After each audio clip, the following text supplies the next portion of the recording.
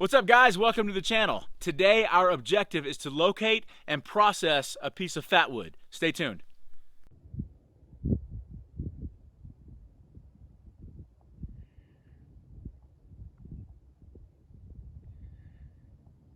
Alright, so what is fatwood? It's wood that eats too much. It needs a diet. Right, it's wood that eats too much and it needs to go on a diet. No, it's not actually overweight wood. Fatwood is basically a piece of wood that has a very high concentration of resin that is built up in it. So basically any kind of pine tree or conifer tree has resin or sap in it. And so if you find either a dead standing pine tree or one that has fallen over, there are branches that could possibly have this high concentration of resin that have built up in the branches, and that's your fatwood.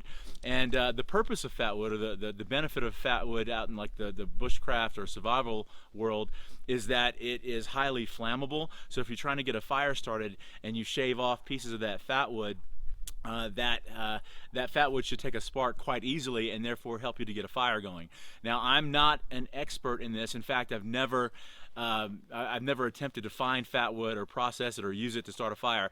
This is our first time today trying to get this done. So today we're going to find some fatwood.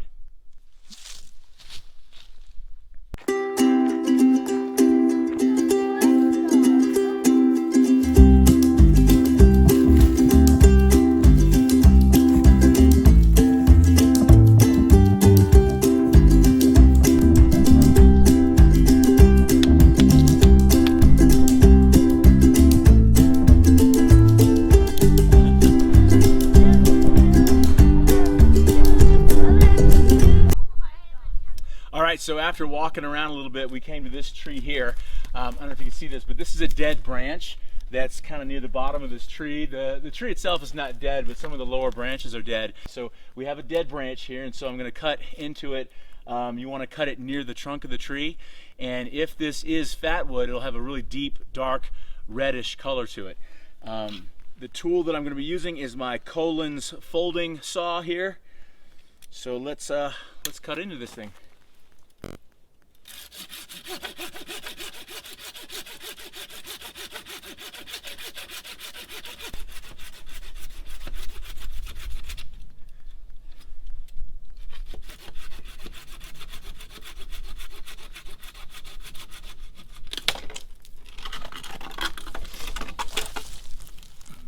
Oh yeah. So you can see that. You see the color there? It's a very deep, dark, reddish color. I think that's fatwood. Oh yeah, it's got a really strong scent. They say it's supposed to smell like turpentine. I have no idea what turpentine smells like, but this has a very strong smell to it. So I think what we got here is a good piece of fatwood. All right, so I've processed down the wood into these little smaller sticks here, and using my knife, the next step in the process is to scrape using the backside, the spine of the knife. If you have a good bushcraft or survival knife, it's going to have a 90-degree edge on the spine. You need that to dig into the wood to shave it. So we're gonna scrape some of these shavings off.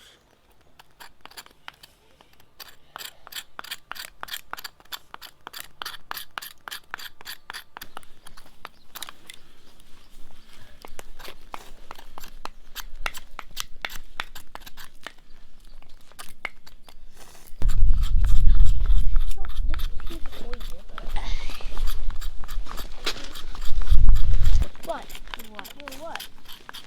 My pack. I'll do it. All right, so I don't know if you can see this that well, but I have a nice little pile of shavings here, and theoretically this should take a spark really easily. So I've got my ferro rod and my ferro rod striker here, so let's give it a shot. There it is. There it is, first strike. I don't know if you can see it. I should have brought the camera closer. Oh! Check it out, buddy. Here you go. Thanks, man.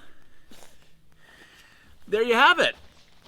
our first family experience with the Fatwood and first strike of the ferro rod, and it lit right up. So obviously, this is some pretty good stuff. So having, you know, small sticks of Fatwood in your kit is a great addition for in an emergency situation, if you're just out camping or backpacking or whatever. You okay there, bud? Yep. All right. So watch out, I got a flame here. So anyway, yeah. So there you have it, folks. Fatwood.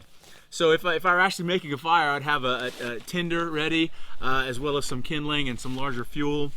I've seen people put the Fatwood inside of like a bird's nest or on their you know, tinder, whatever it may be.